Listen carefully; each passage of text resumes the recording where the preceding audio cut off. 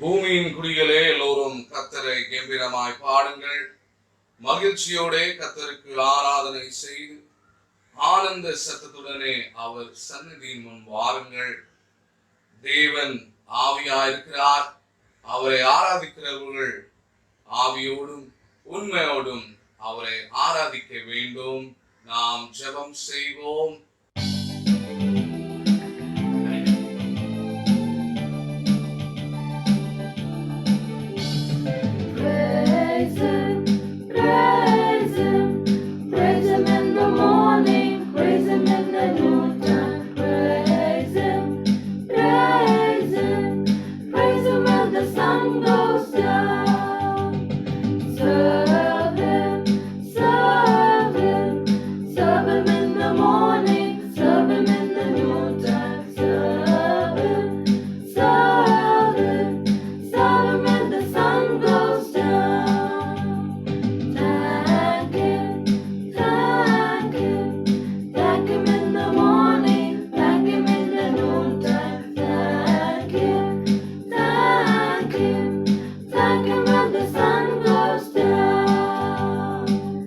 பரிசுத்தமும் கிருபையும் அன்பும் நிறைந்த எங்கள் திரியேக தெய்வமே, இந்த ஆசீர்வதிக்கப்பட்ட மனமகிழ்ச்சியான வாரத்தின் முதலாவது நாளுக்காக உம்மை ஸ்தோத்திரிக்கிறோம், உம்மை துதிக்கிறோம் ஆண்டவரே. கடந்த நாட்கள், கடந்த வாரம் எங்களோடு கூட இருந்தீர், அதுக்காக நாங்கள் ஸ்தோத்திரிக்கிறோம். இந்த நாளையும் இந்த ஆராதனையும் எங்களுக்கு ஈவாக தந்ததுக்காக உமக்கு கூடான கூடிய ஸ்தோத்திரங்களை ஏறெடுக்கிறோம் ஆண்டவரே. நீர் ஜீவனுள்ள தேவன், நீர் வாக்கு மாறாத தேவன், நீர் எந்தெந்தும் எங்களோடு கூட இருக்கிற தேவனாக இருக்கிறீர். நாங்கள் ஸ்தோத்திரிக்கிறோம்.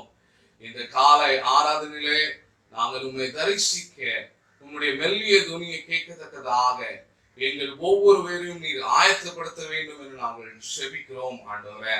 இந்த ஆராதனையிலே நாங்கள் பங்கு பெறுகிற ஒவ்வொரு பேரையும் ஆண்டவரே உம்முடைய செட்டைகளும் கீழே மறைத்து நீர் எங்களை அங்கீகரித்து எங்களையும் இந்த ஆராதனையும் நீர் ஆசீர்வதிக்க வேண்டும் என்று நாங்கள் செபிக்கிறோம் ஆண்டவரே.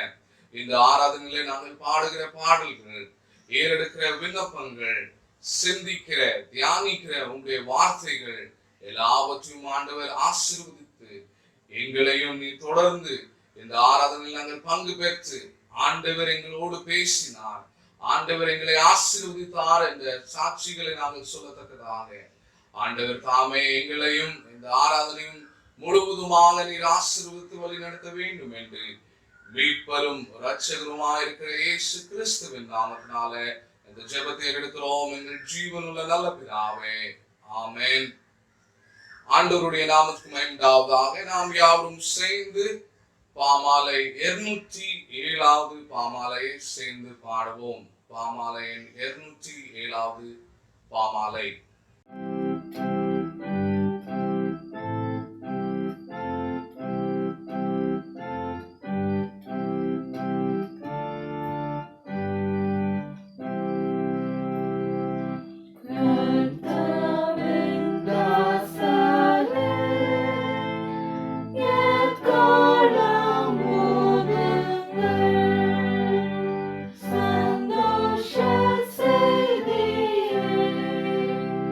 Yeah.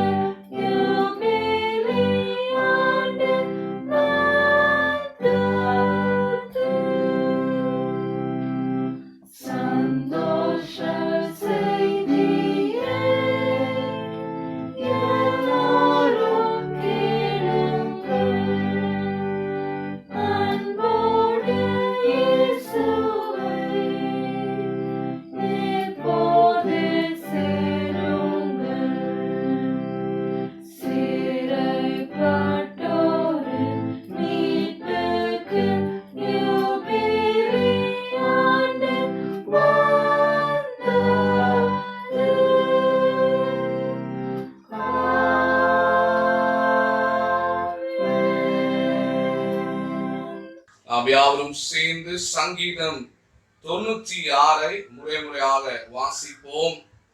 சங்கீதம் 96 நாம் மாறி வாசிப்போம். The responsive reading for this morning is Psalm 96.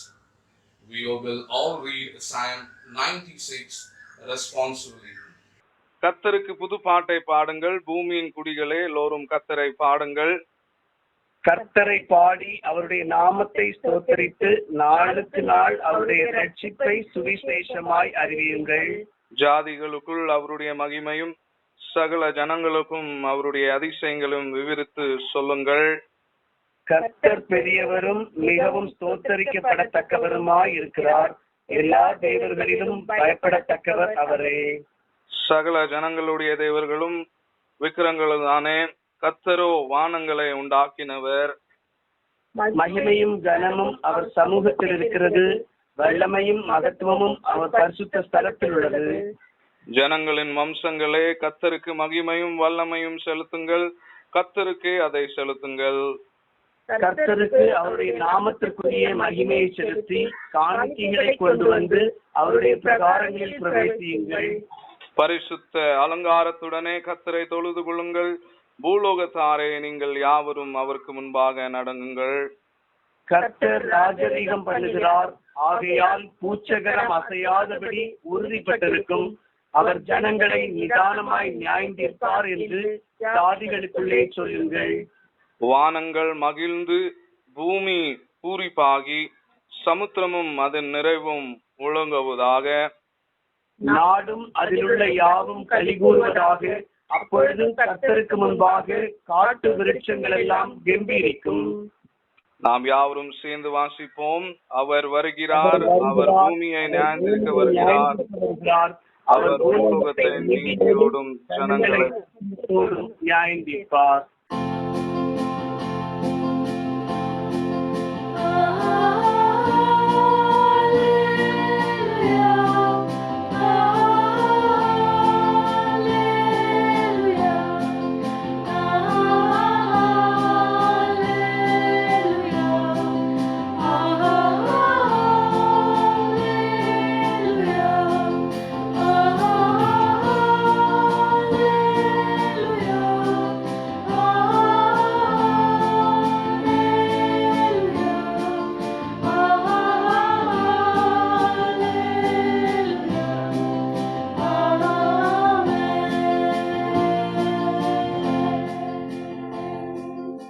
நாம் யாவரும் சேர்ந்து அப்போஸ்தலருடைய விசுவாச பிரமாணத்தை சேர்ந்து அறிக்கையிடுவோம்.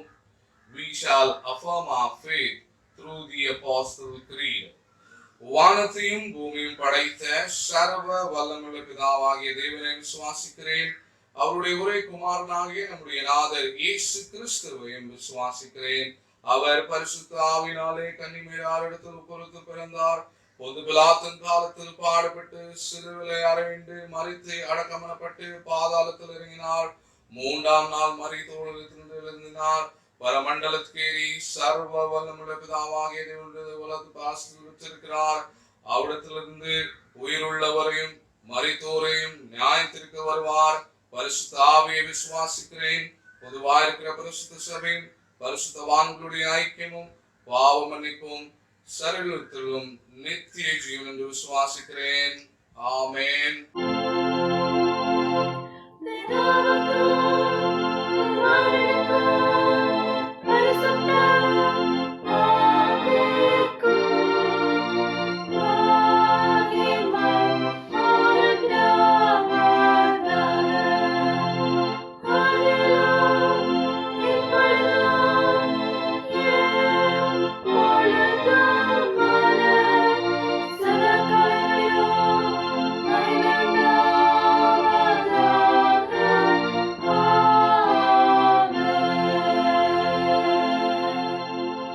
கர்த்தருடைய ஜெபத்தை நாம் யாவரும் சேர்ந்து சொல்வோம். The Lord's Prayer.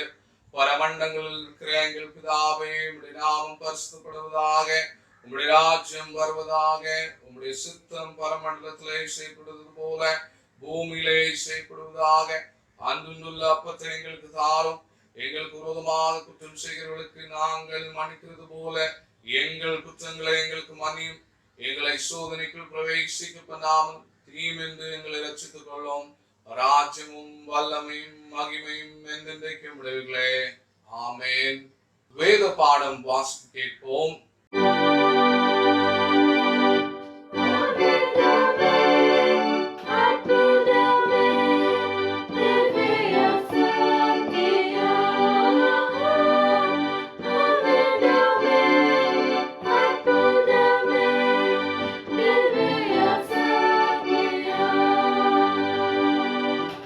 வாசிக்கும்படியாக தெரிந்து கொள்ளப்பட்ட வேத பாடம் மார்க் எழுதின சுவிசேஷம் 16ஆம் அதிகாரம் வசனங்கள் 15 முதல் 20 வரை.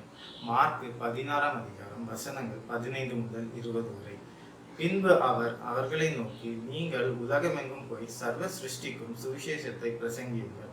விசுவாசம் உள்ளவனாகி ஞானஸ்நானம் பெற்றவன் ரட்சிக்கப்படுவான், விசுவாசியாதவனோ ஆக்கினைக்குள்ளாக தீர்க்கப்படுவான். விசுவாசிக்கிறவர்களால் நடக்கும் அடையாளங்களாவன, என் நாமத்தினாலே பிசாசுகளை துரத்துவார்கள், நவமான பாஷைகளை பேசுவார்கள், சர்ப்பங்களை எடுப்பார்கள், சாவுக்கு ஏதுவான யாதொன்றை குடித்தாலும் அது அவர்களை சேதப்படுத்தாது, வியாதியஸ்தர் மேல் கைகளை வைப்பார்கள், அப்பொழுது அவர்கள் சுஸ்தமாவார்கள் என்றார். இவ்விதமாய் கர்த்தர் அவர்களுடனே பேசின பின்பு பரலோகத்துக்கு எடுத்துக்கொள்ளப்பட்டு தேவனுடைய வலது பார்சத்தில் உட்கார்ந்தார். அவர்கள் புறப்பட்டு போய் எங்கும் பிரசங்க பண்ணினார்கள். கர்த்தர் அவர்களுடனே கூட கிரியையை நடப்பித்து அவர்களால் நடந்த அடையாளங்களினாலே வசனத்தை உறுதிப்படுத்தினார். ஆமீன். வாசிக்கும்படியாக தெரிந்து கொள்ளப்பட்ட வேத பாடம் வாசித்து முடிந்தாயிற்று. கர்த்தருக்கே மகிமை உண்டாவதாக. ஆமீன்.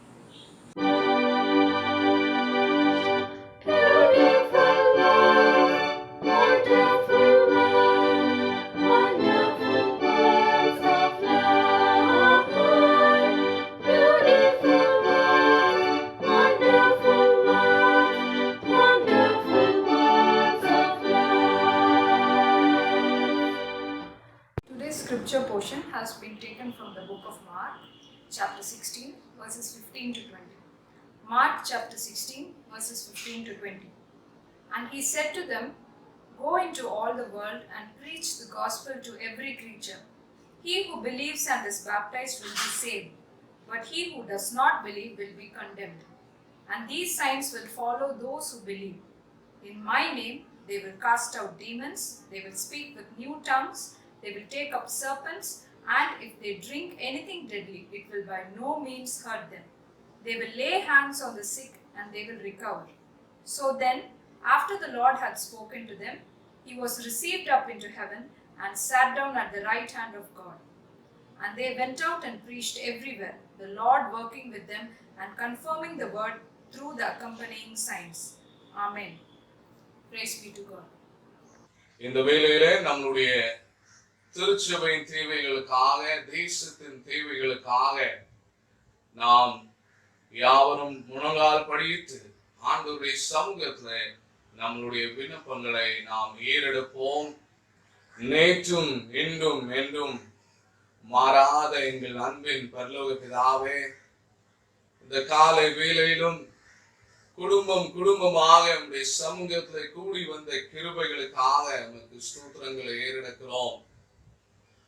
கடந்த நாட்கள் முழுவதுமாக எங்களோடு கூட இருந்தீர், தேவைகளை சந்தித்தீர், சமாதானத்தை தந்தீர், சந்தோஷத்தை தந்தீர்.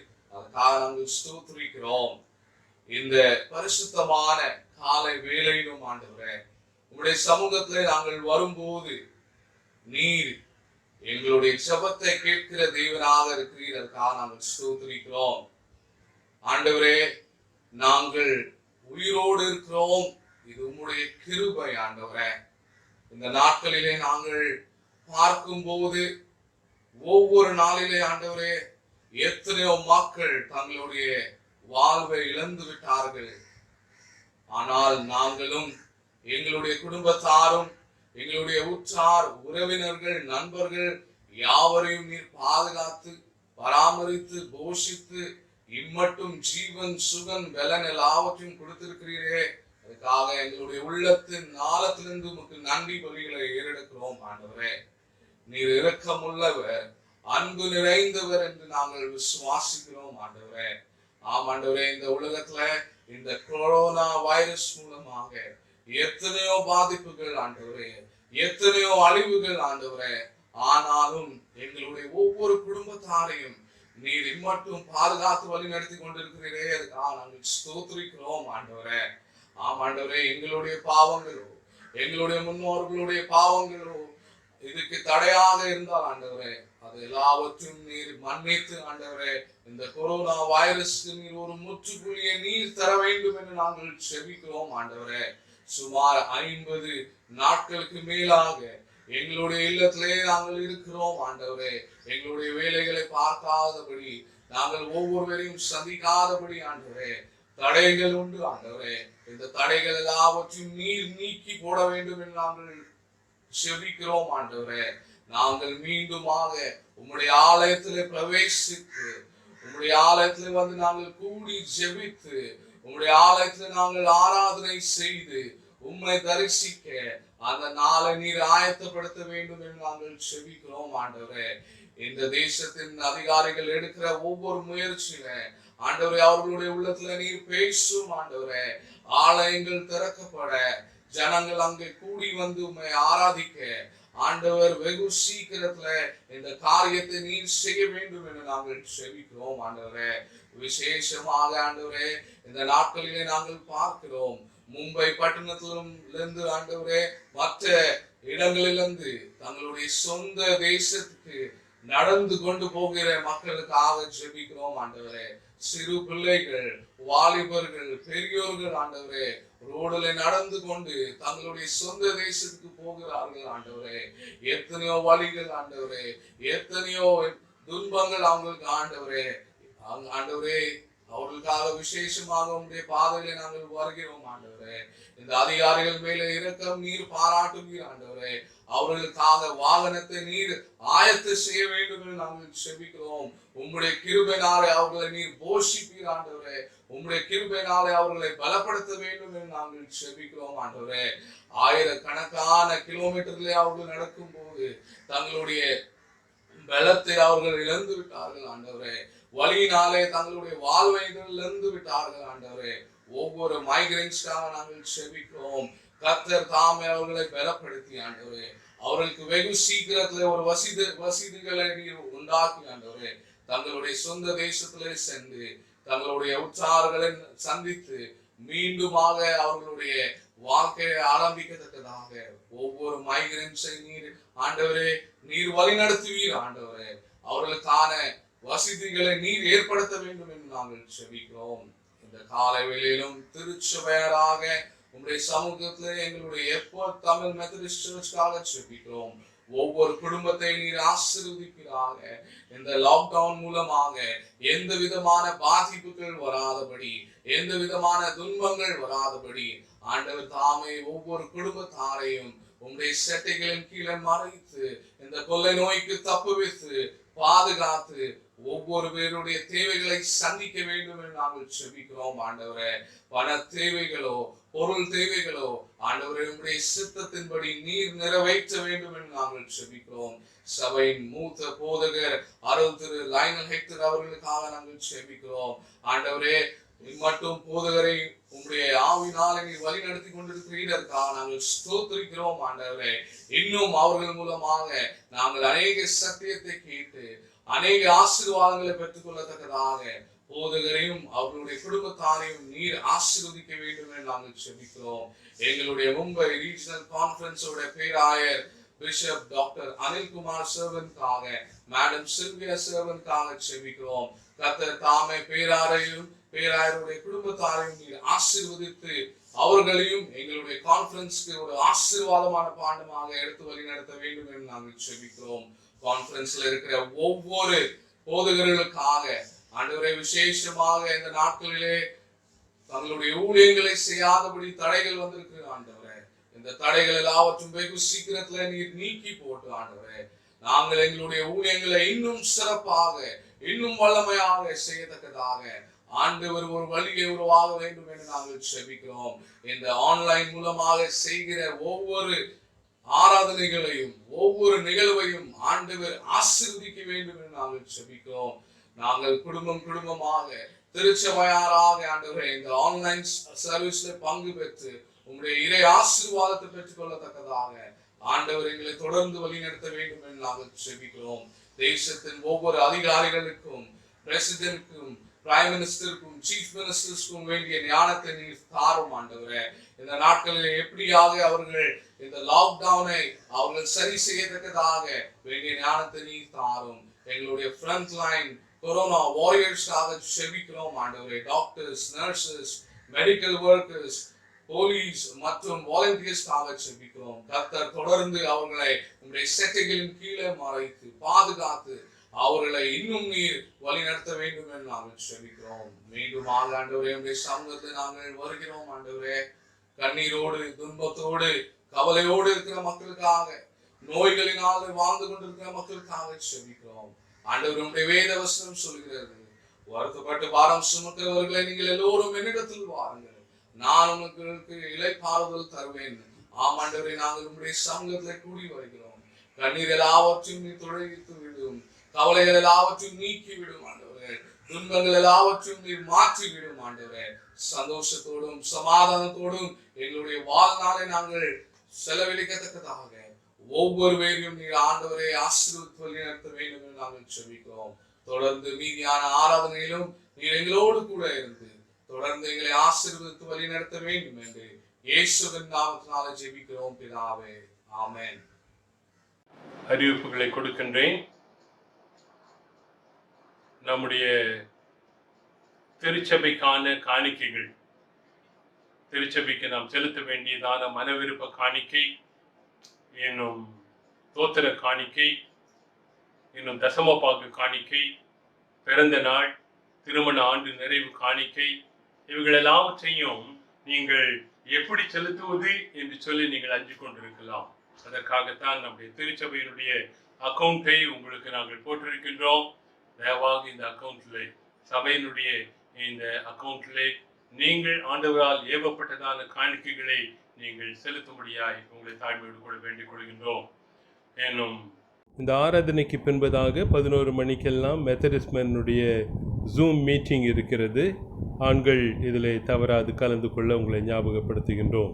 19ஆம் தேதி வருகிற செவ்வாய்க்கிழமை வேத ஆராய்ச்சி கூட்டமும் மன்றாட்டு ஜெபமும் மாலை 7:30 மணிக்கு எப்பொழுதும் போல இந்த வலைத்தளத்திலே நடைபெறும். தயவாக இதில் நீங்கள் பங்கு கொண்டு பிரயோஜனப்படும்படியாய் உங்களை தாழ்மையோடு கூட அழைக்கின்றோம். 24ஆம் தேதி ஞாயிற்றுக்கிழமையானது பரமேறுதலுடைய சிறப்பு ஞாயிறாய் ஆசரிக்கப்படும். ஆண்டவராக இயேசு கிறிஸ்து இந்த உலகத்திலே வாழ்ந்து அவர் ஆண்டவருடைய வலது பார்த்தல் வீற்றிருக்கும்படியாய் பரத்துக்கு எல்லாருடைய கண்களுக்கு முன்பதாய் எடுக்கப்பட்டதான, அங்கு மேலே பரத்துக்கு ஏறினதான அந்த சிறப்பு ஞாயிறாய் 24ஆம் தேதி ஆசரிக்கப்படும். இன்னும் இந்த மாதத்தினுடைய கடைசி ஞாயிற்றுக்கிழமை பெந்தேகோஸ்தே ஞாயிறாகவும் ஆசரிக்கப்படும். இதில் நீங்கள் ஆயத்தமாய் வந்து கலந்து கொள்ளும்படியாய் உங்களை தாழ்மையோடு கூட வேண்டிக் கொள்கின்றோம். இந்த வாரத்திலே தங்களுடைய பிறந்த நாள் மற்றும் திருமண நிறைவு நாளை ஆசிரிக்கிறவர்களுடைய பெயர்களை வாசிக்கிறேன். 17ஆம் தேதி மிஸ் ஆனி கிரேஸ் ஆண்டனி, 17ஆம் தேதி மிஸ்டர் பிஜாய் எஸ் மஞ்சேஷ், 18ஆம் தேதி மிஸ்ஸஸ் செல்வி நட்சத்திரம் ராபர்ட், 18ஆம் தேதி மிஸ்டர் டேனியல் செல்லப்பா ஜான்சன், 19ஆம் தேதி மிஸ்டர் எஸ் பாலசிங், 19ஆம் தேதி மாஸ்டர் ஜாய்வின் பிரயூஷ் சிஜி மணி, 20ஆம் தேதி Mr S James Sundar Singh, 20ஆம் தேதி மிஸ்டர் விக்டர் ரவீந்திரா, 20ஆம் தேதி மிஸ் ஹெப்சிபா செல்வமணி, 21ஆம் தேதி மாஸ்டர் சாம்வெல் பாஸ்கர், 23ஆம் தேதி மிஸ்டர் பிரின்ஸ் தாமஸ் ராஜ், 23ஆம் தேதி மிஸ் ரியா அபிகேல் சார்ல்ஸ். திருமண நிறைவு நாளை ஆசிரிக்கிறவர்கள் 18ஆம் தேதி Mrs and Mr P Moses, 18ஆம் தேதி மிஸ்டர் சி மணிரத்னம், 18ஆம் தேதி Mrs and Mr Charles Mano Selvadas, 18ஆம் தேதி Mrs and Mr A Bakkiyanidhi, 19ஆம் தேதி Mrs and Mr Paul Raj Manickam, 19ஆம் தேதி Mrs and Mr Gnanasekar Manickam, 20ஆம் தேதி Mrs and Mr A Gnana Prakash, 22ஆம் தேதி Mrs and Mr D David Mohanraj, 22ஆம் தேதி Mrs doctor and doctor Joseph Ignatius. 23ஆம் தேதி மிஸ்ஸஸ் அண்ட் மிஸ்டர் பி பால் ராஜ். இவர்களுக்காக நாம் ஆண்டவரை நோக்கி ஜெபிப்போம்.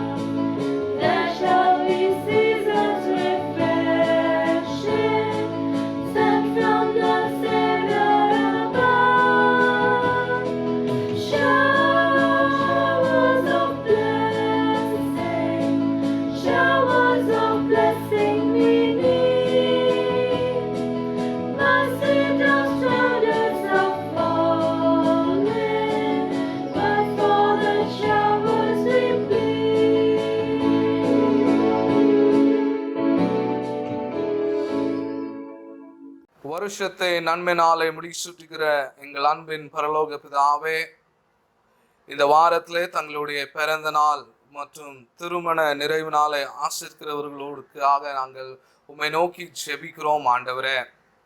ஆண்டவரே, கடந்த ஆண்டு முழுவதுமாக நீர் இவர்களோடு கூட இருந்தீர்.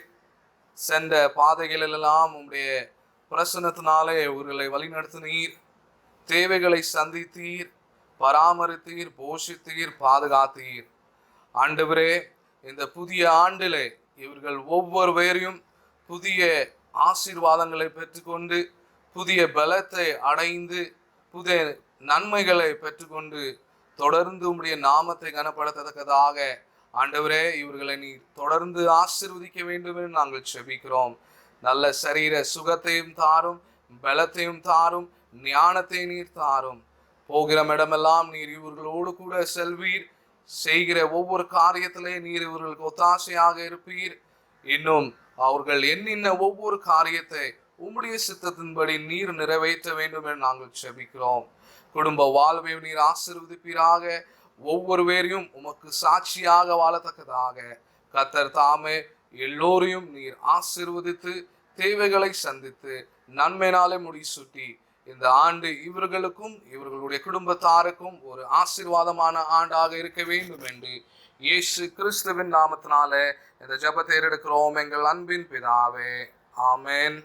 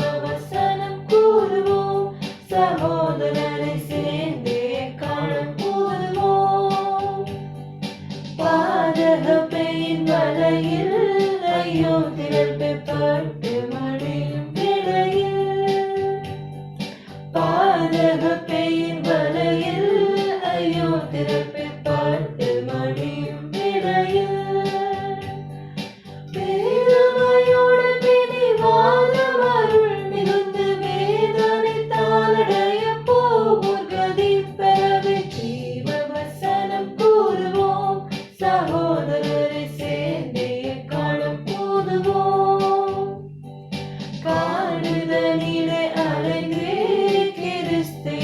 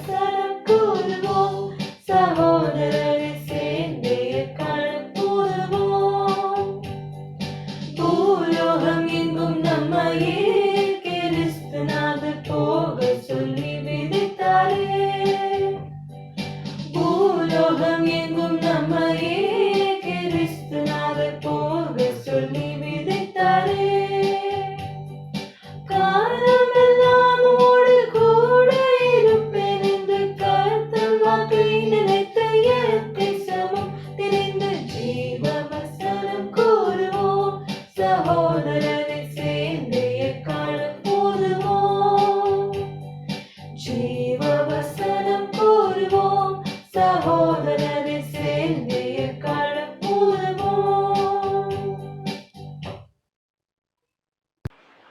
ஆண்டவராகிய இயேசு கிறிஸ்துவின் பரிசுத்த நாமத்திலே கொரோனா வியாதி உலகம் முழுவதும் இருக்கக்கூடிய இந்த நாட்களிலே ஆண்டவருடைய சமூகத்திலே ஆண்டவருடைய வசனத்தை தியானிக்கத்தக்கதாய் ஆண்டவர் தந்த இந்த ஆராதனை வேளைக்காக தேவனை ஸ்தோத்திரிக்கின்றேன். இந்த ஆராதனையிலே ஆண்டவருடைய வசனத்தை தியானிப்பதற்கு முன்பதாய் நம்முடைய சிந்தனைகளை ஒருமுகப்படுத்தும்படியாக இருந்த வண்ணமாய் கண்களை மூடி பிரார்த்தனை செய்வோம். கிருபையுள்ள ஆண்டவரே, அருமையான மனமகிழ்ச்சி நாளுக்காக நாம் நன்றி சொல்கிறோம். ஆதி திருச்சபையை போல நாங்கள் வீடுகளிலே நாங்கள் கூடி ஆராதிக்கக்கூடிய பாக்கியத்தை தந்திருக்கிறேன். ஆண்டவரே, இந்த வேளையிலும் இந்த கொரோனாவானது எங்களுடைய வீடுகளை விட்டு வெளியே வர முடியாத அளவுக்கு தடை செய்தாலும் வேத வசனத்தை நாங்கள் கற்றுக்கொள்வதற்கும் போதிப்பதற்கும் இது தடை அல்ல என்பதை நாங்கள் உணர்ந்து இப்படிப்பட்டதான இந்த அலைவரிசையிலே எங்களுடைய சபை மக்களை சந்திக்க நீர் கொடுத்த சிலாக்கியத்துக்காக நன்றி சொல்கிறோம். தொடர்ந்து ஆண்டவரே, இந்த ஆராதனையிலே இந்த வேத வசனத்தை தியானிக்கக்கூடிய இந்த வேளையிலே ஆண்டவருடைய பிரசன்னம் எங்களோடு கூட தங்கி இருக்க கெஞ்சுகிறோம். பேசுகிறேன் நீர் மறைத்து இன்னும் கேட்கிற உங்களுடைய பிள்ளைகளையும் செவிகளை நீர் திறந்து தந்து இந்த வேளை எங்கள் ஒவ்வொருவருக்கும் ஆசீர்வாதத்தின் வேளையாய் மாற்றி வழி நடத்த வேண்டும் என்று இயேசு கிறிஸ்துவின் மூலமாக எங்களுடைய ஜெபத்தை ஏறெடுக்கிறோம் பிதாவே. ஆமென். இன்றைய தின தியானத்திற்காக தெரிந்து கொள்ளப்பட்ட வேத பகுதி மார்க் எழுதின நற்செய்தி நூல் 16ஆம் அதிகாரம் 15 முதல் 20 வசனங்களை நாம் வாசிக்க கேட்டோம். இந்த பகுதி ஆண்டவராகிய இயேசு கிறிஸ்து உயிர்த்தெழுந்த பின்பதாய் எங்க அருமையான தன்னுடைய சீஷர்களுக்கு ஆண்டவர் கொடுத்ததான கட்டளை என்று சொல்லி நாம் பார்க்கின்றோம். இந்த கட்டளையை நிறைவேற்றும்படியாகத்தான் ஆண்டவர் தன்னுடைய இந்த உலக பயணத்தை முடித்த பின்பதாய் தன்னுடைய சீஷர்கள் இதை கட்டாயமாய் செய்யும்படியாய் இதை அவர்களோடு கூட விடுச்செல்வதை காண்கின்றோம். இந்த நாளின் இந்த செய்தியை நாம் கற்றுக்கொள்வதற்கு முன்பதாய் ஒரு காரியத்தை நாம் தெளிவாய் அறிந்து கொள்ள வேண்டும். ஒன்று சீஷர்கள், இரண்டாவது அப்போஸ்தலர்கள். இந்த இருவருக்குமான வித்தியாசத்தை நாம் முதலாவதாய் தெரிந்து கொள்ள வேண்டும். அநேக நேரத்திலே இந்த இரண்டையும் போட்டு குழப்பிக் கொள்ளக்கூடிய சூழ்நிலையில் தான் இன்றைய கிறிஸ்தவ சமுதாயம் இருக்கின்றது. இந்த சீஷர்களை குறித்து சொல்லும் பொழுது ஆண்டவருடைய தாசன் சொல்லுகின்றார், disciple is a student and who learns everything from his teacher என்று சொல்லி குறிப்பிடுகின்றார். இந்த சீடன் என்று சொல்லக்கூடியவன் ஒரு குருவின் கீழாக அமர்ந்து அநேக காரியங்களை கற்றுக்கொள்ளக்கூடியவன். இவனாய் எந்த காரியத்தையும் அவன் செயல்படுத்த முடியாது. இவன் குரு என்ன சொல்லுகிறாரோ அதைத்தான் அவன் செயல்படுத்த முடியும். குருவின் இடத்திலிருந்து அநேக காரியங்களை கற்றுக்கொள்ளுகிறவனே ஒரு சீடன் என்று சொல்லி குறிப்பிடுகின்றார். இங்கு இரண்டாவதான ஒன்று அப்போஸ்தலர் என்று சொல்லி குறிப்பிட்டோம். Apostle is a sent one to deliver those teachings to others என்று சொல்லி குறிப்பிடுகின்றார். இவன் சீஷனாய் இருக்கும் பொழுது குருவினிடத்திலே கற்றுக்கொண்டதான காரியங்களை வெளியே சென்று சொல்லக்கூடியவன் தான் இந்த அப்போஸ்தலன் என்று சொல்லி பார்க்கின்றோம். இங்கு அப்போஸ்தலாஸ் என்று சொல்லக்கூடிய ஒரு கிரேக்க வார்த்தை பயன்படுத்தப்படுகின்றது. அதனுடைய அர்த்தம் எல்லாம் மெசஞ்சர், ஒரு தூதுவன், ஆண்டுடைய வசனத்தை சொல்லக்கூடியவன் என்று சொல்லி இதற்கு அர்த்தம் கொடுக்கப்படுவதை பார்க்கின்றோம். ஒன்று நாம் கற்றுக்கொள்ள வேண்டியதெல்லாம், we can say that all apostles were disciples, but all disciples are not apostles. நன்றாய் புரிந்து கொள்ள வேண்டும். இந்த அப்போஸ்தலர்கள் அல்லது ஆண்டுடைய செய்தியை சொல்லக்கூடிய எல்லாரும் முதலாவதாய் சீடர்களாய் இருக்க வேண்டும். இன்னும் ஆனால் அதே நேரத்திலே இந்த சீடர்கள் எல்லாரும் அப்போஸ்தலர்களாய் இருக்க வேண்டும் என்று சொல்லி அவசியம் அல்ல. அதை நாம் புரிந்து கொள்ள வேண்டும். ஆனால் இங்கு ஆண்டவராகிய இயேசு கிறிஸ்து தன்னுடைய 12 சீஷர்களை முதலாவதாய் தெரிந்து கொள்கின்றார். இந்த சீஷர்கள் குறைந்தது ஒரு 3.5 ஆண்டு காலம் ஆண்டவரோடு கூட இருப்பதை நாம் பார்க்கின்றோம். இந்த நாட்களிலே குருவாகிய இயேசு கிறிஸ்துவிடத்திலே அநேக காரியங்களை கற்றுக்கொள்கின்றார்கள்.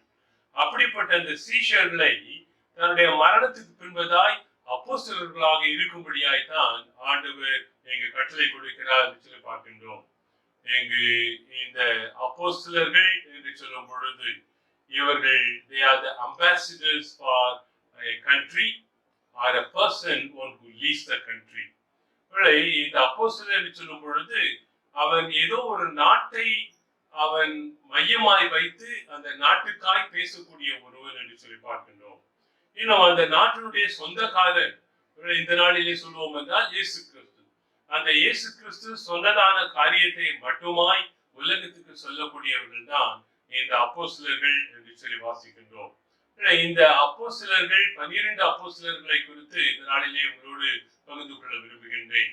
12 சீஷர்கள் ஒருபுறம் இருக்கின்றார்கள்.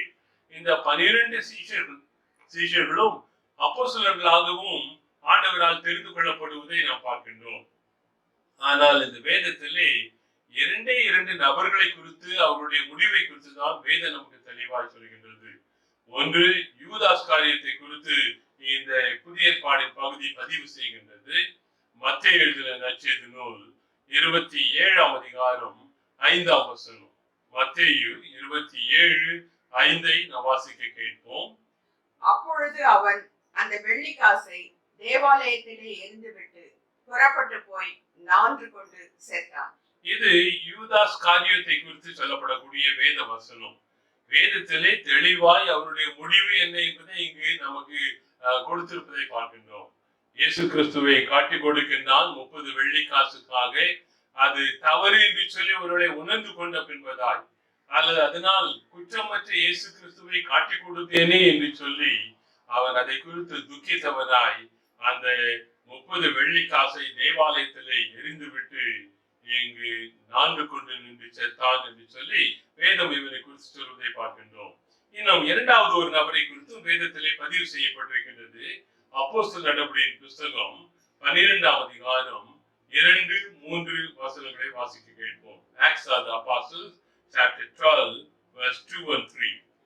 யோவானுடைய சகோதரனாகிய யாக்கோபை பட்டயத்தினாலே கொலை செய்தான். அது யூதருக்கு பிரியமாய் இருக்கிறது என்று அவன் கண்டு பேதுருவையும் பிடிக்க தொடர்ந்தான். அப்பொழுது புளிப்பில்லாத அப்ப பண்டிகை நாட்களாய் இருந்தது. இங்கு யோவானுடைய சகோதரனாகிய யாக்கோபு பட்டயத்தினாலே கொலை செய்யப்பட்டார் என்று சொல்லி வாசிக்கின்றோம். இது யார், எந்த ராஜாவுடைய காலம் என்று சொல்லி பார்க்கும் பொழுது ஏரோது ராஜாவுடைய காலத்திலே இந்த யாக்கோபு கொலை செய்யப்படுவதை நாம் பார்க்கின்றோம். இந்த யாக்கோபுவினுடைய தலையை இங்கு துண்டித்து அவன் கொலை செய்வதை குறித்து வேதம் நமக்கு தெளிவாய் சொல்கின்றது. இன்னும் இங்கு மற்ற நபர்களை குறித்து வேதத்திலே நமக்கு எந்த விதமான பதிவும் இல்லை. There is no record about the death of other apostles in the scripture. ஆனால் சரித்திரம் இவர்களை குறித்து அநேக காரியங்களை நமக்கு பேசுகின்றது. இங்கு கிபி 66வது ஆண்டிலே இங்கு பேதுருவும் பவுலும் இங்கு கொல்லப்படுகின்றார்கள். இந்த பரிசுத்த பேதுருனுடைய வாழ்க்கையை குறித்து சொல்லும் பொழுது இவன் ஆண்டவருக்காய் இங்கு ஆண்டவரை ஒரு காலத்திலே மறுதளித்தவன். ஆனால் ஆண்டவருக்காய் ஏதாவது ஒன்று செய்ய வேண்டும் என்று சொல்லி துடித்தவன். இங்கு பெந்தேகோஸ்தே நாளுக்கு பின்பதாய் ஆவியானவரால் அவன் நிரப்பப்பட்ட பொழுது இங்கு தைரியம் கொண்டவனாய் இங்கு அநேகரோடு கூட நீங்கள் தான் இந்த கிறிஸ்துவை கொலை செய்தீர்கள் என்று சொல்லி அவன் தெளிவாய் சொல்வதை நாம் பார்க்கின்றோம். ஒன்று அந்த தைரியம் வருகின்றது. இங்கு ஆண்டவருக்கு சாட்சியாய் விளங்க தன்னை ஒப்புக் கொடுக்கின்றான். அதோடு கூட மட்டுமல்லாமல் இந்த பேதுரு ஆண்டவருடைய சுவிசேஷத்திற்காய் அவன் மரிக்கவும் தன்னை ஒப்புக் கொடுத்தான் என்று சொல்லி பார்க்கின்றோம். அவனுடைய மரணத்தை குறித்து வாசிக்கும் பொழுது இவன் சிலுவையிலே தலைகீழாக இங்கு அறையப்படுவதை பார்க்கின்றோம். அவனை சிலுவையிலே அறையத்தக்கதாய் அவனை பிடித்து வந்த பொழுது அவன் சொல்லுகின்றான், என்னுடைய குருவை போல நான் தகுதியற்றவன். ஆகவே என்னை நீங்கள் சிலுவையிலே தலைகளாக அறையுங்கள் என்று சொல்லி தலைகளாக சிலுவையில் அறையப்பட்டதாய் இவனை குறித்து சரித்திரம் சொல்கிறது. நீரோ மன்னனுடைய காலத்திலே கிபி 66 இவன் சிலுவையிலே தலைகீழாக அடிக்கப்பட்டு கொலை செய்யப்படுகின்றார். இன்னும் பரிசுத்த பவுலை குறித்து வாசிக்கும் பொழுது இந்த 12 அப்போஸ்தலர்கள் என்று சொல்லாமல் இவனும் ஒரு அப்போஸ்தலர் என்று சொல்லி வேதம் நமக்கு தெளிவா சொல்கின்றது. இங்கு ஆவியானவரால் தெரிந்து கொள்ளப்பட்டு சுவிசேஷத்தை சொல்லும்படியாக இங்கு அனுப்பப்பட்டதான ஒரு ஊழியக்காரன் அல்லது அப்போஸ்தலன் என்று சொல்லி பரிசுத்த பவுலை குறித்து வேதம் சொல்கின்றது. இவரை குறித்து அநேக காரியங்களை சொல்லிக் கொண்டே செல்லலாம். 13 நிருபங்களை எழுதின ஒரு மனிதர் என்று சொல்லி பார்க்கின்றோம். அதோடு கூட மட்டுமல்லாமல் இங்கு அநேக நிருபங்கள் மூலமாக சுவிசேஷத்தை உலகத்துக்கு அறிவித்தவர், சபைகளை ஸ்தாபித்தவர். இப்படிப்பட்ட இவருடைய வாழ்க்கையின் முடிவு என்று சொல்லி பார்க்கும் பொழுது இவரும் இந்த நீரோ மன்னனுடைய காலத்திலே இங்கு தலை துண்டிக்கப்பட்டு ரோமாபுரி நகரத்திலே இவரும் கொலை செய்யப்பட்டார் சொல்லி வாசிக்கின்றோம். இன்னும் மூன்றாவதான ஒரு நபரை சொல்லும் பொழுது தூய அந்திரேயா என்று சொல்லி பார்க்கின்றோம். செயின்ட் ஆண்ட்ரூ என்று சொல்லி குறிப்பிடுகின்றோம். பேதுருவை ஆண்டவரிடத்திலே வழி நடத்தினவர், பேதுருவை ஆண்டவருக்கு அறிமுகப்படுத்தினவர் இந்த அந்திரேயா. பேதுருனுடைய சகோதரன் என்று சொல்லி இவரை குறித்து வேதம் சொல்கின்றது. இங்கு இவன் மனிதரை தின்னக்கூடியதான மக்கள் மத்தியிலே ஊழியம் செய்தவர் என்று சொல்லப்படுகின்றது. கேனிபால் என்று சொல்லி குறிப்பிடலாம். மனிதரை இங்கு சுட்டு தின்னவோ அல்லது உயிரோடு கூட சாப்பிடக்கூடியதான இப்படிப்பட்ட இந்த மக்கள் மத்தியிலே இன்றைய தினத்திலே சோவியத் யூனியன் என்று சொல்லி அழைக்கப்படக்கூடிய அந்த இடத்திலே இவன் சுவிசேஷத்தை அறிவித்ததாக சரித்திரம் சொல்கின்றது. இன்னும் தொடர்ந்து இன்றைய தினத்திலே துருக்கி, கிரீஸ் என்று சொல்லி அழைக்கப்படக்கூடிய இடங்களிலும் ஆசியா மைனரிலும் இவர் சென்று ஆண்டுடைய ஊழியத்தை இவர் செய்தார் என்று சொல்லி குறிப்பிடப்படுகின்றது. இங்கு இவருடைய மரணத்தை குறித்து சரித்திரம் என்ன சொல்கின்றது? எக்ஸ் என்று சொல்லக்கூடிய வடிவிலே சிலுவையிலே இவர் அறையப்பட்டு கொலை செய்யப்பட்டார் என்று சொல்லி பார்க்கின்றோம். இந்த சிலுவையிலே அறையப்பட்ட பொழுது சிலுவையிலிருந்து சுவிசேஷத்தை அவர் சொல்லி அவர் சிலுவையிலேயே மரித்து போனார் என்று சொல்லி இந்த தூய அந்திரேயாவை குறித்து சரித்திரம் சொல்கின்றது. இன்னும் தொடர்ந்து பிலிப்போவை குறித்து வாசிக்கும் பொழுது தூய பிலிப் என்று சொல்லக்கூடிய இவரை குறித்து கிபி 44வது ஆண்டிலே இவர் வாழ்ந்தார். இங்கு சுவிசேஷத்தை அறிவித்தார். வட ஆப்பிரிக்காவிலும் இன்னும் ஆசியா மைனரிலும் சுவிசேஷத்தை இவர் பிரசங்கித்தார் என்று சொல்லப்படுகிறது. இங்கு ரோம படைத்தலைவனுடைய மனைவியோடு கூட சுவிசேஷத்தை பகிர்ந்து கொள்கின்றார். அப்படிப்பட்ட இந்த ரோம படைத்தலைவனுடைய மனைவி இயேசு கிறிஸ்துவை ஏற்றுக்கொள்கின்றார். ஏற்றுக்கொண்ட உடனாய் அந்த படைத்தலைவனுக்கு அது தாங்க பொறுக்காமல் இவனை இந்த பிலிப்புவை இங்கு சித்திரவதை செய்து கொலை செய்தார் என்று சொல்லி சரித்திரம் இவனை குறித்து சொல்கின்றது. இன்னும் தூய மத்தேயுவை குறித்து நாம் அறிந்து கொள்ள வேண்டும். செயின்ட் மேத்யூ என்று சொல்லி இங்கு ஆயத்துறையிலே வரி வசூலித்ததான ஒருவர் இங்கு ஆண்டவர் அவரை அழைத்தது நிமித்தமாய் தன்னுடைய பாவ நிலைமை எல்லாவற்றையும் விட்டவராய் இயேசு கிறிஸ்துவுக்கு பின்பற்றி வந்தவர் என்று சொல்லி வேதத்தை வாசிக்கின்றோம். இங்கு நம்முடைய வேத புத்தகத்தில் இருக்கக்கூடிய 4 சுவிசேஷங்களிலே முதலாவது சுவிசேஷம் இந்த மத்திய எழுதின சுவிசேஷம் என்று சொல்லி பார்க்கின்றோம். இவர் பாரசீகத்திலும் எத்தியோப்பியா தேசத்திற்கும் சென்று சுவிசேஷத்தை அறிவித்தார் என்று சொல்லி சரித்திரம் சொல்கிறது. எத்தியோப்பியாவிலே இவர் சுவிசேஷத்தை அறிவித்த பொழுது இவர் குத்தி கொலை செய்யப்பட்டார் என்று சொல்லி இந்த மத்தேயுவை குறித்து சொல்லப்படுகிறது. இன்னும் அடுத்ததான அப்போஸ்தலர் பத்திமேயு என்று சொல்லி பத்தலோமேயு என்று சொல்லி அழைக்கப்படுகின்றார். பத்தலோமேயு பேத்தலோமேயு என்று சொல்லி ஆங்கிலத்தில் அழைக்கப்படுகின்றார். இவர் தோமாவுடன் இந்தியாவிற்கு வந்ததாக சில சரித்திரங்கள் சொல்லப்படுகின்றது. இந்தியாவிலிருந்து அர்மேனியா, எத்தியோப்பியா என்னும் தெற்கு அரேபியா பகுதிகளுக்கு சென்று ஊழியத்தை செய்தார் என்று சொல்லி சொல்லப்படுகின்றது. இந்த நற்செய்தியை இயேசு கிறிஸ்துவை குறித்து இவர் அறிவித்தது நிமித்தமாய் உயிரோடு கூட தோல் உரிக்கப்பட்டு பின்பு தலை துண்டிக்கப்பட்டு இவர் மரணத்தை தழுவினார் என்று சொல்லி இந்த பர்தலோமேயு குறித்து சரித்திரம் சொல்கின்றது. இன்னும் அல்பேயின் குமாரனாகிய யாக்கோபை குறித்து சொல்லும் பொழுது சரித்திரம் சிரியா தேசத்துக்கு சென்று சுசேஷத்தை பிரசங்கித்தார் என்று சொல்லியும் யூதர்களுடைய சரித்திர ஆசிரியரான ஜோசிபஸ் என்று சொல்லக்கூடியவர் இவரை குறித்து சரித்திரத்தில் எழுதுகின்றார். இவர் கல்லெறிந்து பின்பு தெருவிலே தெருவாய் இழுத்து செல்லப்பட்டு இவர் கொலை செய்யப்பட்டார் என்று சொல்லி இந்த அல்பேயின் குமாரனாகிய யாக்கோபை குறித்து சரித்திரம் சொல்லுகின்றது. இன்னும் இங்கு சைமன் ஜெலட் என்று சொல்லி குறிப்பிடுவார்கள். தூய சைமன் ஜெலட் என்று சொல்லி இந்த ஜெலட் என்று சொல்லக்கூடிய குழுவினர் இங்கு யூதர்களுக்கு வைராக்கியமாக வாழ்ந்ததான ஒரு கூட்டத்தார். இவர்கள் உலகத்திலே ஒரு ராஜ்யத்தை ஸ்தாபிக்க வேண்டும், அதுவே அவர்களுடைய பரலோக ராஜ்யம் என்று சொல்லி எண்ணினார்கள். அப்படிப்பட்ட இந்த ராஜ்யத்தை மேசியா ஆட்சி செய்வார் என்று சொல்லி நம்பினார்கள். இந்த ரோமர்களுக்கு அடிமைகளாய் வாழ விரும்பாதவர்கள், புரட்சிக்காரர்கள் என்று சொல்லி இவர்களை குறிப்பிடலாம். அப்படிப்பட்ட புரட்சிக்காரர்கள் ஒருவனாய் இருந்தவன் தான் இந்த சைமன் என்று சொல்லி அழைக்கப்படக்கூடிய இவர் என்று சொல்லி பார்க்கின்றோம். யூதேயாவிலே இவர் பிறந்ததாய் சரித்திரம் சொல்லுகின்றது. கிபி 65 107 ஆண்டுகள் வரை இவர் வாழ்ந்ததாகவும், இன்னும் பாரசீகத்துக்கு சென்று இவர் சுசேஷத்தை அறிவித்ததாகவும் இவரை குறித்து சொல்லப்படுகின்றது. அந்த நாட்களிலே சூரியனை கடவுளாய் வணங்கின மக்கள் உண்டு.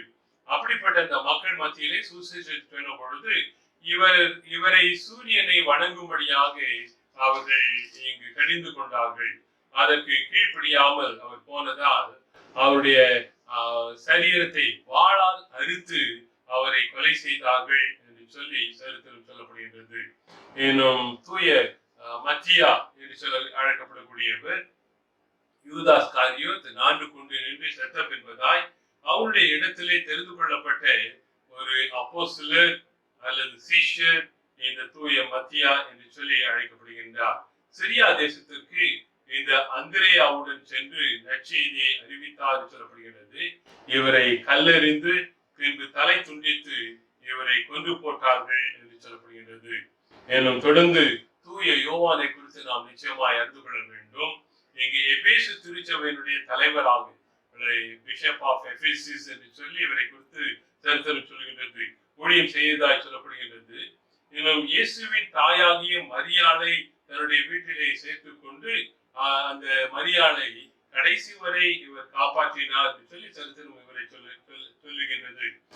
ரோம பட்டணத்திலே கொதிக்கிற எண்ணெய் சட்டியிலே இவர் தூக்கி போடப்படுகின்றார்.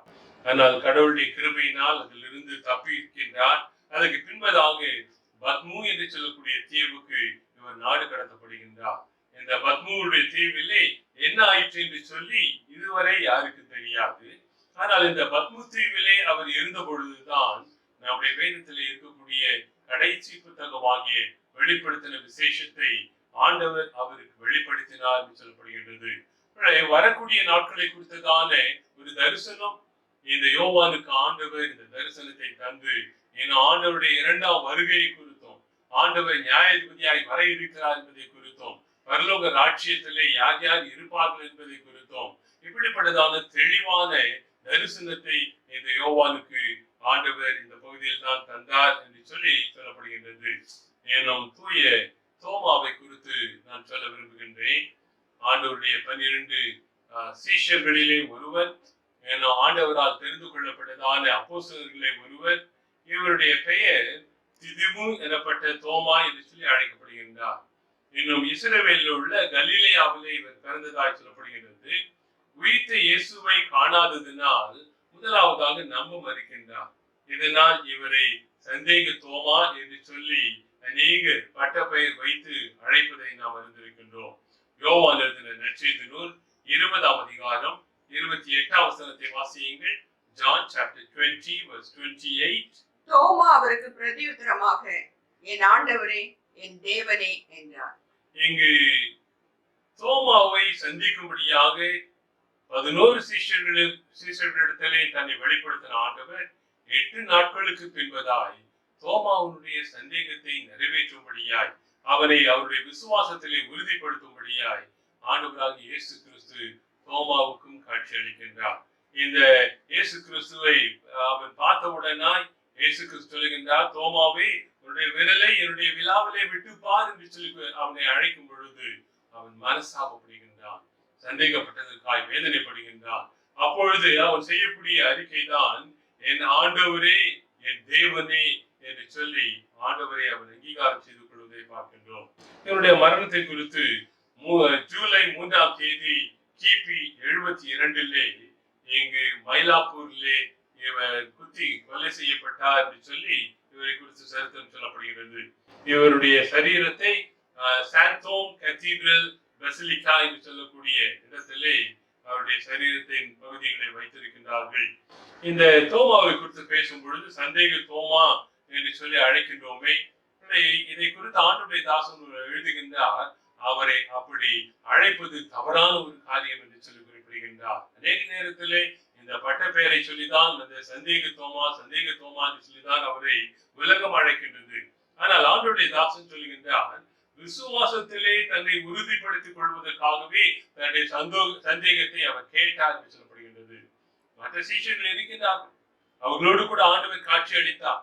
அந்த 11 சீஷர்களும் இயேசு கிறிஸ்துவுக்கு பின்பதாய் உடனடியாய் சென்றார்களா என்று சொல்லி வாசிக்கும் பொழுது, இயேசு கிறிஸ்துடைய சுவிசேஷத்தை செல்வதற்கு ஆயத்தமாய் இருந்தார்களா என்று சொல்லக்கூடிய கேள்வியை கேட்டு பார்க்கும் பொழுது இல்லை.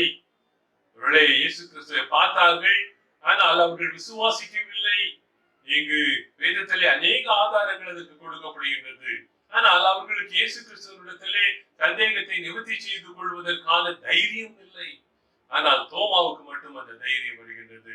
சந்தேகத்தை நிவர்த்தி செய்து கொள்வதற்காகத்தான் நான் அவரை பார்த்தால் ஒழிய நம்ப மாட்டேன் என்று அவர் சொல்வதை பார்க்கின்றோம். யோவான் 14ஆம் அதிகாரம் 2 முதல் 4 வசனங்களை வாசிக்கும் பொழுது, எங்க ஆண்டவராக இயேசு கிறிஸ்து உங்களுக்காக ஒரு வாசஸ்தலத்தை உண்டு பண்ண போகின்றேன் என்று சொல்லி குறிப்பிடுகின்றார். நான் மறுபடியும் வருவேன், உங்களை என்னிடத்திலே சேர்த்துக் கொள்வேன் என்று சொல்லி அவர் சொல்வதை பார்க்கின்றோம்.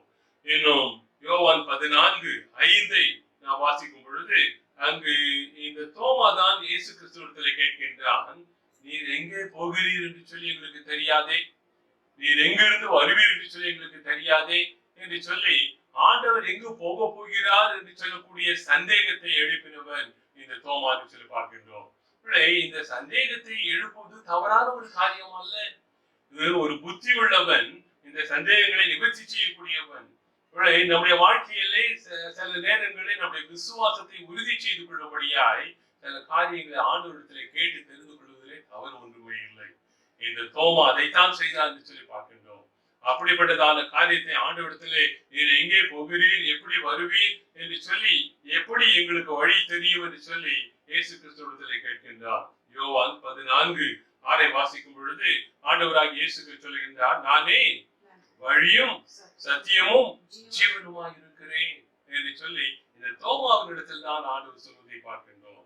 இந்த நாளிலே இயேசு கிறிஸ்து தான் வழி, இயேசு கிறிஸ்து தான் நீங்கு சத்தியம், இயேசு கிறிஸ்துவின் மூலமாகத்தான் நமக்கு மீட்பு, ரட்சிப்பு என்று சொல்லி இந்த 3 காரியங்களை தோமாவிடத்தில் தான் ஆண்டவர் பேசுகிறதை நாம் காண்கின்றோம். ஆகவே தோமா சந்தேகப்பட்டதிலே தவறில்லை.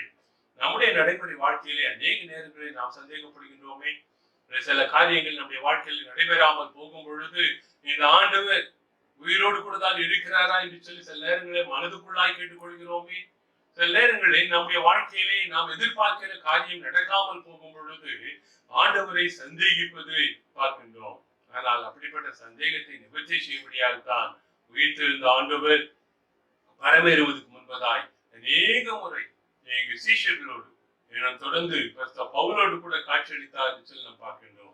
பெண்கள் மத்தியிலே காட்சியளிக்கின்றார், சீஷர்கள் மத்தியிலே காட்சியளிக்கின்றார், ஜனங்கள் 500 பேருக்கு மேலாய் கூடினதான ஜனங்கள் மத்தியிலே காட்சியளிக்கின்றார். இவையெல்லாம் எதற்கு என்று சொல்லி பார்க்கும் பொழுது அவருடைய விசுவாசத்தை உறுதி செய்யும்படியாய்த்தான் இதை செய்தார் என்று சொல்லி பார்க்கின்றோம். இன்னும் இயேசுவோடு மரிக்கவும் ஆயத்தமான தோமா என்று சொல்லி இவனை குறித்து தைரியமா சொல்ல விரும்புகின்றேன். யோவான் எழுதின நற்செய்தி நூல் 11ஆம் அதிகாரம் 7, 8, 9 வசனங்களை வாசிக்கும் பொழுது, யூதேயாவுக்கு போவோம் வாருங்கள் என்று சொல்லி இயேசு கிறிஸ்து அழைக்கின்றார். இந்த யூதேயாவுக்கு போவோம் வாரும் என்று சொல்லி இயேசு கிறிஸ்து அழைக்கும் பொழுது சீஷர்கள் சொல்லுகின்றார்கள், இப்பொழுதுதான் இந்த யூதேயாவிலே யூதர்கள் உம்மை கல்லெறிந்து கொள்ள அவர்கள் முயற்சித்தார்கள், மறுபடியும் அவர்களிடத்திலே செல்ல வேண்டுமா? அவர்களை கல்லெறிந்து உம்மை கொண்டு விடுவார்கள், அங்கு மரணம் உமக்கு நிச்சயமாய் இருக்கு என்று சொல்லி மற்ற சீஷர்கள் பேசுவதை பார்க்கின்றோம். ஆனால் இங்கு தோமா என்ன சொல்கின்றான்? யோவான் 11:16 வசனம். அப்பொழுது திதிமு எனப்பட்ட தோமா மற்ற சீஷர்களை நோக்கி, அவரோட கூட மரிக்கும்படி நாமும் போவோம் வாருங்கள் என்றான். அவரோடு கூட மரிக்கும்படி நாமும் போவோம் வாருங்கள் என்று சொல்லி மற்ற சீஷர்களையும் அவன் அழைத்து செல்லக்கூடியதான மரிக்கவும் ஆயத்தமான ஒரு தோமா என்று சொல்லி குறித்து நாம் வாசிக்கின்றோம். இன்னும் அதே பகுதியை வாசிக்கும் பொழுது யோவான் 20:28 வாசிக்கும் பொழுதுதான் இந்த தோமா அறிக்கை செய்கின்றார், என் ஆண்டவரே என் தேவனே என்று சொல்லி.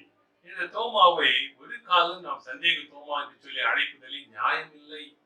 அவருடைய விசுவாசத்தை வர்த்திக்க செய்தவர். கடைசியாக அவருடைய முடிவை குறித்து வாசிக்கும் பொழுது நம்முடைய சென்னையிலே மயிலாப்பூரிலே இந்த சுசேஷத்திற்காக அவர் இங்கு ஈட்டியால் குத்தி கொலை செய்யப்பட்டார் என்று சொல்லி வேதத்தில் வாசிக்கின்றோம். இது தோமா அவருடைய பிந்தின காலம், அவருடைய மிஷனரி பணி. இதை குறித்து சுருக்கமாய் நான் சொல்லுவேன் என்றால், இங்கு முசிரிஸ் என்று சொல்லக்கூடிய இடத்திற்கு அவர் சுசேஷத்தை இங்கு சுமந்து சென்றார் என்று சொல்லப்படுகின்றது. இன்னும் மலபார் கடற்கரையின் ஓரத்திலே 7 ஆலயங்களை அவர் கட்டினார் என்று சொல்லப்படுகிறது. குருவாயூர் என்று சொல்லி அழைக்கப்படக்கூடிய இடத்திற்கு அருகாமையில் இருக்கக்கூடிய பாளையூர் என்று சொல்லக்கூடிய இடத்திலே இங்கு பூஜாரி மக்கள் 4 குடும்பங்கள் மத்தியிலே ஆண்டவருடைய சுவிசேஷம் சொல்லி இந்த பூஜாரி குடும்பங்கள் 4 குடும்பங்கள் இயேசு கிறிஸ்துவை ஏற்றுக்கொண்ட பின்பதாய் அவர்களுக்கு ஞானஸ்நானத்தை இவர் கொடுத்தார் என்று சொல்லி சரித்திரம் சொல்கின்றது. கட்டின 7 ஆலயங்களை குறித்து இங்கு சரித்திரம் தெளிவாய் அவர் எந்தெந்த இடங்களில் ஆலயங்களை கட்டினார் என்று சொல்லி சொல்லப்படுவதை நாம் பார்க்கின்றோம். இன்னும் பாரசீகத்திற்கு இவர் சென்று அங்கு இருக்கக்கூடிய கந்தாகீர் என்று சொல்லக்கூடிய இடத்திலே இங்கு குண்டோபரஸ் என்று சொல்லக்கூடிய ஒரு மன்னன் ஆட்சி செய்த பொழுது அந்த பகுதியிலும் சுவிசேஷத்தை இவர் சொன்னார் என்று சொல்லப்படுகிறது. இன்னும் கிபி 52 கேரளாவிலே இவர் வந்து இந்த 7 ஆலயங்களை அவர் நிறுவினார் என்று சொல்லியும், இங்கு இந்த ஆலயங்கள் மூலமாக அநேகரை சுவிசேஷத்துக்குள்ளாய் வழிநடத்தினார் என்று சொல்லியும் இவரை குறித்ததான சரித்திரம் சொல்லப்படுகின்றது. 1523 போர்ச்சுகீசியர்கள் அவருடைய கல்லறையின் மீது ஒரு ஆலயத்தை கட்டினதாக சரித்திரம் சொல்கின்றது. சாந்தோம் என்று சொல்லி இது அந்த நாளிலே அழைக்கப்பட்டது. இந்த நாளிலே சாந்தோம் பெசிலிகா என்று சொல்லி இது அழைக்கப்படுகின்றது. இன்னும் பின்பதாய் சில சரித்திரங்கள் சொல்லப்படுகின்றது. அவருடைய சரீரத்தின் ஒரு பகுதியை ஈராக்கில் உள்ள எடெசா என்று சொல்லக்கூடிய இடத்திற்கு அவர்கள் எடுத்து சென்று அதை வைத்தார்கள் என்று சொல்லியும், பின்பு கிரேக்க நாட்டிலே இருக்கக்கூடிய கியாஸ் என்று சொல்லக்கூடிய ஒரு தீவுக்கு அதை எடுத்து சென்றதாகவும், இன்னும் கடைசியாக இத்தாலியாவில் இருக்கக்கூடிய இங்கு ஒர்கோனா என்று சொல்லக்கூடிய இடத்திலே அவருடைய இந்த சரித்திரம் ஒரு பகுதி இந்த நாளிலே வைக்கப்பட்டிருப்பதாக சரித்திரம் இவருடைய வாழ்க்கையின் முடிவை குறித்து சொல்கின்றது. இவைகள் எல்லாத்தையும் 12 அப்போஸ்தலர்களுடைய முடிவை குறித்து நாம் வாசித்திருக்கின்றோம். இதையெல்லாம் எண்ணி பார்த்து இந்த நாளிலே ஆண்டவர் உங்களுக்கும் எனக்கும் சொல்ல விரும்பக்கூடிய காரியம் என்ன என்று சொல்லி பார்க்கும் பொழுது, இந்த அப்போஸ்தலர்களாய் உங்களையும் என்னையும் அழைத்திருக்கின்றார். இந்த ஆண்டவருடைய கடைசி கட்டளையானது சீஷர்களாக இருக்கக்கூடிய நமக்கும் அப்போஸ்தலர்களாக நம்மை அவர் அனுப்பும்படியாகத்தான் இந்த உலகத்தினுடைய கடைசி பரியந்தம் அனுப்பும்படியாக சொல்கின்றார். இந்த பகுதியிலே அநேக விதங்களிலே ஆத்தும் ஆதாயத்தை குறித்து நாம் பேசலாம். ஆனால் இந்த நாளிலே ஒரே ஒரு காரியத்தை குறித்து மட்டுமா இவர்கள் மத்தியிலே வைக்க விரும்புகின்றேன். இங்கு தனி மனித ஆத்தும் ஆதாயத்தை எப்படி செய்வது என்று சொல்லி சில காரியங்களை சொல்ல விரும்புகின்றேன். How to do personal evangelism, இதை உங்கள் மத்தியில் இந்த நாளிலே சொல்ல விரும்புகின்றேன். What is personal evangelism? இந்த தனி மனித ஆதாயம், ஆத்தும ஆதாயம் என்றால் என்ன என்று சொல்லி நாம் அறிந்து கொள்ள வேண்டும். இந்த தனி மனித ஆத்தும ஆதாயம் என்ன என்று சொல்லி அறிந்து கொள்ள வேண்டும். It is 1-to-1 or a personal work என்று சொல்லி குறிப்பிடலாம். ஒரு மனிதன் மற்றொரு மனிதனோடு கூட சுசேஷத்தை சொல்லுவதுதான் இந்த தனி மனித ஆத்தும ஆதாயம். கடவுளை அறிந்தவன் அறியாதவனிடத்திலே ஆண்டவரை குறித்து பேசுவதுதான் இந்த தனி மனித ஆத்தும ஆதாயம் என்று சொல்லி பார்க்கின்றோம். How to start evangelism? இங்கு இந்த தனி மனித ஆத்தும ஆதாயத்தை எப்படி துவங்குவது? எல்லாரும் இதை செய்ய முடியாது. இயேசு கிறிஸ்துவை ஒன்று அறிந்தவனாய் இருக்க வேண்டும், இயேசு கிறிஸ்துவை அவன் தன்னுடைய வாழ்க்கையிலே அனுபவிப்பவனாய் இருக்க வேண்டும் என்று சொல்லி குறிப்பிடுகின்றார். வேதத்திலே நம்முடைய வசனங்களால் புடமிடப்பட்டிருக்க வேண்டும். First of all, before preaching the word of God or teaching the word of God, we should know the word of God in a perfect way. ஆண்டவருடைய வசனம் 66 புத்தகங்களை குறித்து வேதத்திலே வாசிக்கிறோம். இந்த 66 புத்தகங்கள் என்ன காரியத்தை குறித்து சொல்லுகின்றது? பழைய ஏற்பாட்டுக்கும் இயேசு கிறிஸ்துவுக்கும் என்ன சம்பந்தம்? இன்னும் இயேசு கிறிஸ்துடைய பிறப்பை குறித்து சிலர் கேள்வி கேட்கும் பொழுது அதற்கு எப்படி பதில் சொல்லுவது? மரியாளிடத்திலே பிறந்தார், கன்னி மரியாளிடத்திலே பிறந்தார். கன்னி எப்படி கர்ப்பம் தரித்தாள் என்று சொல்லி சிலர் குதர்க்கமாய் கேள்வி கேட்கும் பொழுது அதற்கான பதிலை வேதத்திலிருந்து சொல்ல நாம் கற்றிருக்க வேண்டும். எனும் ஆண்டவராக இயேசு கிறிஸ்து இந்த உலகத்திலே வாழ்ந்த பொழுது 33.5 ஆண்டு காலம் அநேக ஓமைகள் மூலமாய் பிரசங்கித்தார் என்று சொல்லி பார்க்கின்றோம். சாதாரண விவசாயிகளுக்கு சுவிசேஷத்தை சொல்லக்கூடியவராகவும், என்ன வேதத்தை கற்றுணர்ந்ததான வேத வல்லுநர்களுக்கு ஆண்டவருடைய 2ஆம் பிறப்பை குறித்து சொல்வதாகவும் இந்த வேத வசனம் அவரை குறித்து சொல்கின்றது. இந்த நாளிலே யாரை எப்பொழுது நாம் சந்திப்போம் என்று சொல்லி நமக்கு தெரியாது. நாம் சந்திக்கும் பொழுது இந்த சுவிசேஷத்தை நாம் அறிவிக்க நாம் ஆயத்தமாக வேண்டும் என்றால் வேத வசனத்தை தெரிந்தவர்களாய் நாம் அமைந்திருக்க வேண்டும் என்று சொல்லி பார்க்கின்றோம். இரண்டாவதாக நம்முடைய வாழ்க்கை சாட்சியின் வாழ்க்கையாய் இருக்க வேண்டும். இதனாலே பிறருக்கு கிறிஸ்துவை குறித்து சொல்வதற்கு முன்பதாய் இயேசு கிறிஸ்துவை வாழ்ந்து காண்பிக்கிறேனா என்று சொல்லி என்னை நானே ஆராய்ந்து பார்த்து பின்பதாகத்தான் அந்த கிறிஸ்துவை குறித்து சொல்வதற்கு நான் தைரியப்பட வேண்டும். அந்த கிறிஸ்துவை குறித்து சொல்வதற்கு நான் முன்வர வேண்டும் என்று சொல்லி குறிப்பிடுகின்றார். திருச்சபையினுடைய சரித்திரத்தை நாம் அறிந்து கொண்டிருக்க வேண்டும். இந்த நாளில் திருச்சபை அப்போஸ்தலர்களுடைய இரத்தத்தின் மேல் கட்டப்பட்டதான ஒன்று, ஆண்டவருடைய சீஷர்கள் மேல் கட்டப்பட்டதான ஒன்று. இப்படிப்பட்ட திருச்சபையின் வளர்ச்சி எப்பொழுதெல்லாம் இது வளர்ந்தது என்று சொல்லி பார்க்கும் பொழுது அநேக இரத்த சாட்சியாய் மரித்த பொழுதுதான் சபையானது வளர்ந்தது. புழுக்கம் ஏற்படும் பொழுதுதான் இந்த சபையானது வளர்ந்தது. அநேகர் இந்த கோதுமை மணி போல தங்களுடைய வாழ்க்கையை இங்கு அழிக்க ஒப்பு கொடுத்த பொழுதுதான் அது மிகுந்த பலனை தந்தது. இதுதான் சரித்திரம், திருச்சபையினுடைய சரித்திரம். இதை நான் அறிந்திருக்க வேண்டும். இதை அறிந்து கொள்ளும் பொழுதுதான் என்னுடைய வாழ்க்கையையும் இதற்காக அர்ப்பணிக்க நான் முன் வருவேன் என்று சொல்லி பார்க்கின்றோம். இந்த ஆத்தும ஆதாயத்தை குறித்து சில காரியங்கள் வேத வல்லர்கள் சொல்வதை வேகமாக சொல்ல விரும்புகின்றேன். Quotations of scholarly people about evangelism. George Carlin என்று சொல்லக்கூடிய சொல்லுகின்றார், religion is like a pair of shoes. Find one that fits for you, but don't make me wear your shoes என்று சொல்லி குறிப்பிடுகின்றார். இந்த சுவிசேஷம் அல்லது சமயம் அல்லது மதம் என்பது இங்கு 2 காலணிகள், ஒரு மனிதன் 2 காலணிகளை அணிந்து கொள்வான்.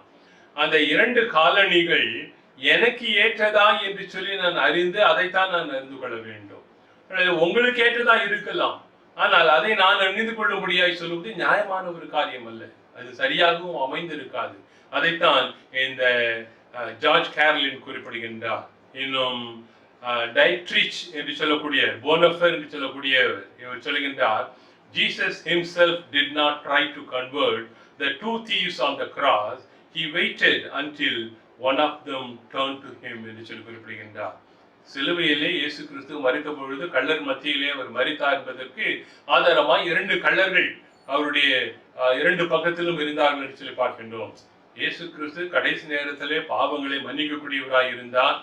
ஆனால் இயேசு கிறிஸ்து இந்த 2 கள்வர்களிடத்திலும் சுவிசேஷத்தை சொல்லவில்லை.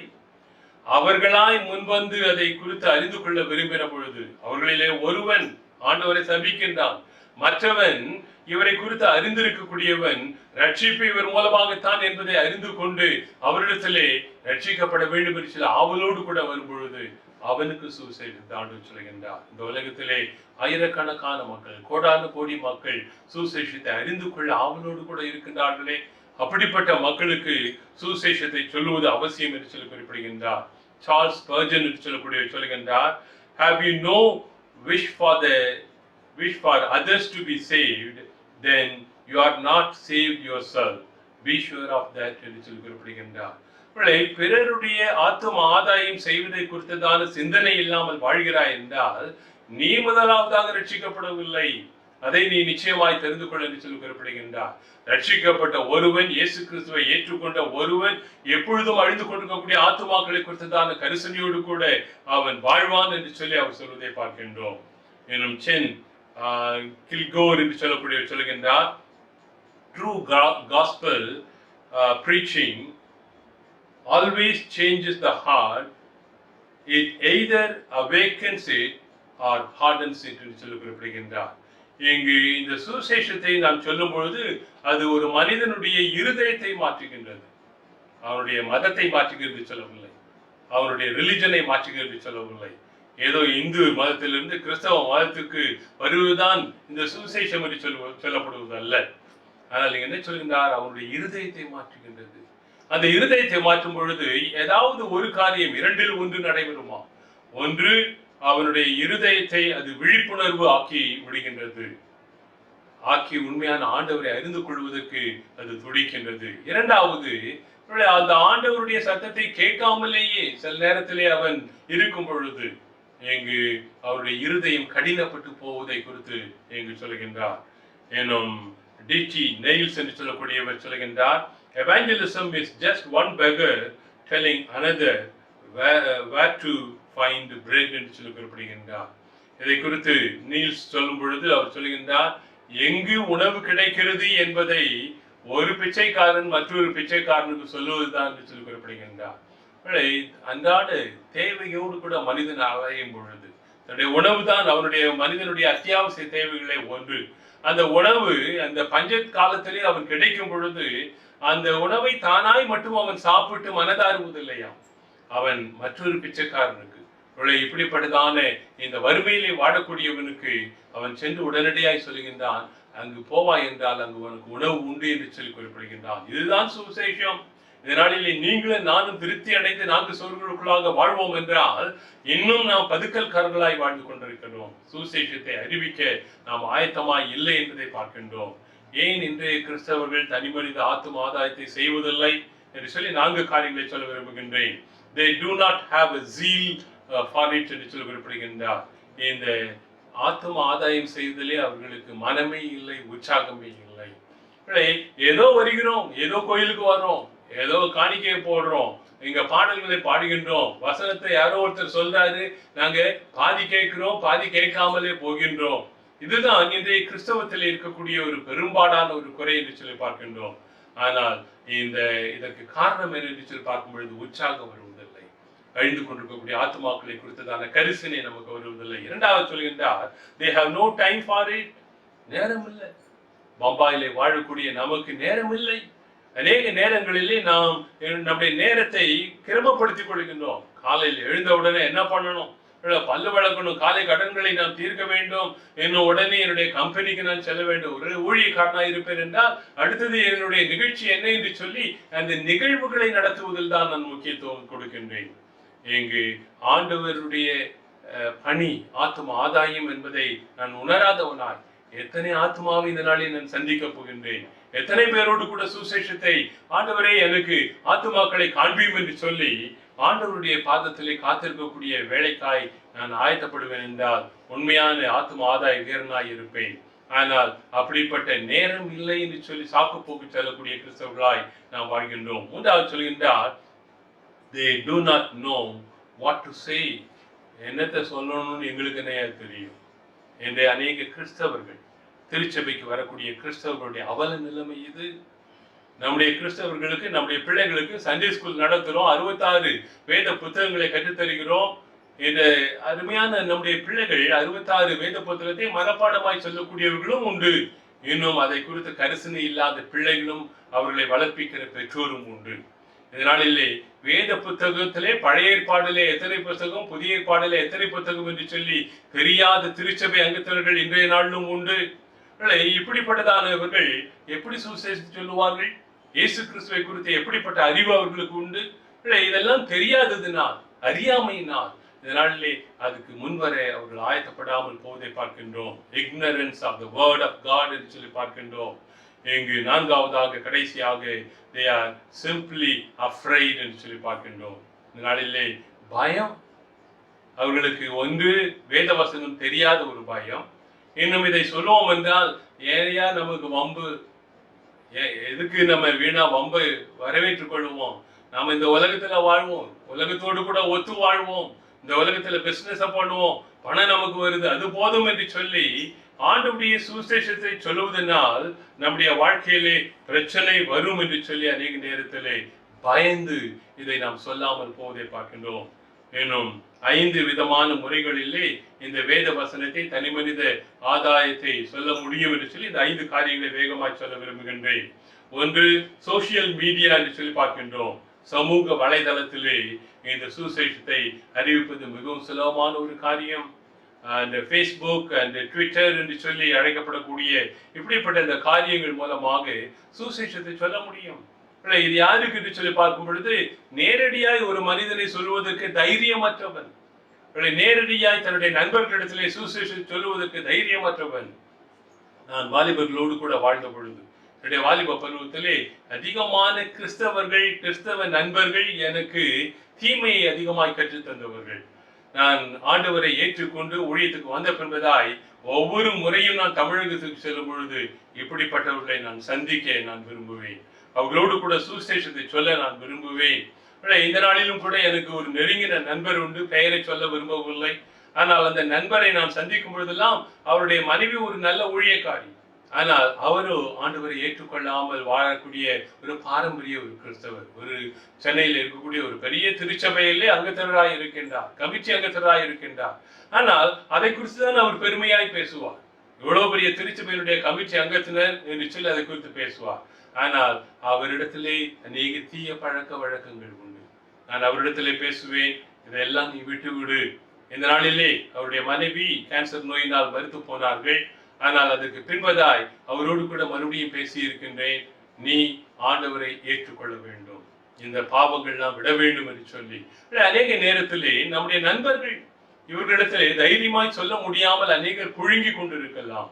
இப்படிப்பட்ட இந்த சோசியல் மீடியா மூலமாவது நீங்கள் இந்த சுசேஷத்தை சொல்ல முடியும் என்று சொல்லி இங்கு குறிப்பிடுகின்றார். இங்கு இரண்டாவதாக டிஸ்ட்ரிபியூஷன் ஆஃப் பைபிள் மெட்டீரியல்ஸ் என்று சொல்லி பார்க்கின்றோம். வேத துண்டு பிரதிகளை கொடுப்பதன் மூலமாக இந்த நாட்கள்ல இது நம்முடைய நாட்டில் குறைந்து கொண்டே செல்வதை பார்க்கின்றோம். 1982ஆம் ஆண்டிலே பம்பாய்க்கு வந்த பொழுது அநேக திருச்சபைகள் இங்கு ரயில் நிலையங்கள் அருகாமையிலே சென்று சுசேஷ துண்டு பிரதிகளை கொடுத்த காலம் உண்டு, என்னுடைய அனுபவம் உண்டு. ஆனால் இந்த நாளிலே எந்த திருச்சபையாவது துண்டு பிரதி தருகின்றதா? பயப்படுகின்றது. அரசியலில் இருக்கக்கூடியவர்கள் அடித்து கொண்டு விடுவார்கள். நாமெல்லாம் ஐயா minority people, majority are against our faith, அவர்கள் மத்தியிலே இப்படி இதை கொடுத்தா நம்முடைய வாழ்க்கையை அழித்து விடுவார்கள் என்று சொல்லிய பயத்திலே அதை கொடுப்பதை நாம் நிறுத்திக் கொண்டிருப்பதை நாம் பார்க்கின்றோம். இந்த நாளிலும் சில மருத்துவமனைகளிலே இந்த துண்டு பிரதியை வைக்கலாமே, பள்ளிகளுக்கு சென்று சிறு பிள்ளைகள் மத்தியிலே அதை நாம் கொடுக்கலாமே, அங்கு இருக்கக்கூடிய பேராசிரியரை சந்தித்து அவர் மூலமாய் சுசேஷத்தை அறிவிக்கலாமே, என்னும் வீடுகள் தோறும் இந்த துண்டு பிரதிகளை கொடுத்து சுசேஷத்தை செய்யக்கூடிய கிராமங்களிலே ஊழியர்கள் உண்டு என்பதை நாம் அறிந்து கொள்ள வேண்டும். இதுவும் ஆண்டவரை அறிவிக்கக்கூடிய தனி மனித ஆத்தும ஆதாயத்துக்கான மற்றொரு வழி என்று சொல்லி பார்க்கின்றோம். மூன்றாவதாக பர்சனல் கான்வர்சேஷன் என்று சொல்லி குறிப்பிடலாம். ஒரு தனி மனிதனை அழைத்து அவனோடு கூட நேரத்தை நாம் செலவிடும் பொழுது சுசேஷத்தை சொல்வது சுலபமான காரியமாய் அமைகின்றது. யோவான் எழுதின நற்செய்தி நூல் 4ஆம் அதிகாரத்தை நாம் வாசிக்கும் பொழுது இங்கு ஆண்டவராகிய இயேசு கிறிஸ்து சமாரிய ஸ்திரியோடு கூட சென்று பேசுகின்றார். அந்த கிணற்றடியிலே இருக்கக்கூடிய அந்த சமாரிய ஸ்திரீ இடத்திலே எனக்கு தாகத்துக்கு தண்ணீர் கொடு என்று சொல்லி குறிப்பிடுகின்றார். அவளுக்கு நன்றாய் தெரியும் இயேசு கிறிஸ்து ஒரு யூதர் என்று சொல்லி, அவள் ஒரு சமாரிய பெண் என்று சொல்லி, யூதராகி நீர் என்னிடத்திலே தாகத்துக்கு தண்ணீர் கேட்கலாமா என்று சொல்லி இந்த கான்வர்சேஷன் அவருடைய சம்பாஷணை அங்கு துவங்குவதை பார்க்கின்றோம். ஆனால் ஆண்டவராகி இயேசு கிறிஸ்து அவருடைய பாவ காரியங்கள் எல்லாவற்றையும் சொல்கின்றார். அவள் பாவி என்பதை அவளுக்கு உணர்த்துகின்றார். இன்னும் தொடர்ந்து ஜீவ தண்ணீரை கொடுக்க வல்லவர் நான் ஒருவர் தான் என்று சொல்லி தெளிவாய் அவளிடத்திலே செய்தியை சொல்லிவிடுவதை பார்க்கின்றோம். அவள் ஓடுகின்றார், தன்னுடைய கிராமத்துக்கு ஓடுகின்றார். என்னுடைய அந்தரங்க வாழ்க்கையை சொன்ன ஒரு மேசியா வந்து விட்டார் என்று சொல்லி, இயேசு கிறிஸ்துவை மேசியா என்று சொல்லி அவர் சொல்வதை பார்க்கின்றோம். இந்த நாளில் கொரோனாவை குறித்து எல்லா உலகம் முழுசும் பேசிக்கிட்டே இருக்காங்க. உங்களுடைய சம்பாஷணையை இதை வைத்து நீங்கள் துவங்குங்கள். பின்பதாய் ஆண்டவருடைய வருகை குறித்து பேசுங்கள். இந்த உலகத்துல இது ஏன் வந்துச்சு, பாவத்தினுடைய கொடுமை, இதை குறித்து நீங்கள் தெளிவாய் மனிதத்திலே பேசுங்கள். பேசும் பொழுது அவர்களுடைய வாழ்க்கையிலே இரண்டாம் வருகையை குறித்ததான ஒரு தெளிவு ஏற்படலாம். அந்த ஆண்டவரிடத்தில் சேர வேண்டும் என்று சொல்லியதான ஆண்டவர் நியாயத்திற்குரியவராய் வர இருக்கிறார் என்பதை உணர்ந்து கொள்வதற்கான வாய்ப்பை நீங்கள் உண்டு பண்ணி தரலாம். நான்காவதாக a simple invitation to services என்று சொல்ல குறிப்பிடலாம். நம்முடைய ஆலயங்களிலே கிறிஸ்தவர்களாகிய நாம் தான் கூடி நாம் ஆராதித்துக் கொள்கின்றோம். இந்த இடத்திற்கு வேறு நபர்களை நாம் அழைப்பதே இல்லை, நம்முடைய நண்பர்களை அழைப்பதில்லை, நம்முடைய அயலாரை நாம் அழைப்பதில்லை, இன்னும் விருந்தினர்களை நாம் அழைப்பதில்லை. நமக்கு சபை நாள் வருகிறது. இந்த சபை நாள்ல நாம் ஒரு சிறப்பான உணவை நாம் செய்கின்றோம், அதை பகிர்ந்து கொள்கின்றோம். அநேக நேரத்தில் பார்த்தீங்கன்னா இதன் மூலமாய் நமக்குள்ளாகவே இந்த சாப்பாடை செஞ்சு நமக்குள்ளாகவே சாப்பிட்டுக்கிறோம். ஆனால் அந்த நாளிலே சில நேரங்களில் சிறப்பு செய்தியாளர்களை நாம் அழைக்கின்றோம். 2-3 நாட்கள் தேவ செய்தியை ஆணித்தரமாய் தைரியமாய் பாவ உணர்வை கொடுக்கும்படியான செய்தியை கொடுக்க இங்கு செய்தியாளர்களை அழைக்கும் பொழுது அதே நேரத்திலே ஆண்டவரை அறியாத மக்களை நாம் அழைக்க வேண்டும். நம்முடைய மொழி பேசக்கூடியவர்களாக இருக்கலாம். எங்களுடைய வீட்டிலே பணி செய்யக்கூடிய ஒரு பெண் உண்டு. அந்த பெண் இங்கு திருச்சபைக்கு 2-3 முறை அழைத்திருக்கின்றோம். அவர்கள் அந்த திருச்சபையில வந்து அவர்களுக்கு மொழி தெரியாது, ஆனாலும் நம்முடைய ஆராதனை முறைமைகள், அங்கு இருக்கக்கூடிய அன்பு, இவைகளெல்லாம் பார்க்கும் பொழுது அந்த சகோதரி தன்னுடைய வாழ்க்கையை குறித்து பேசுகின்றார். தன்னுடைய கணவர் ஒரு குடிகாரர் என்பதை குறித்து பேசுகின்றார். அவருக்காக ஜெபியுங்கள் என்று சொல்கின்றார். விசுவாசத்தை அப்படியாய் அவருடைய வாழ்க்கையில உண்டு பண்ணுவதை நாம் பார்க்கின்றோம். அயலாரை அழையுங்கள்.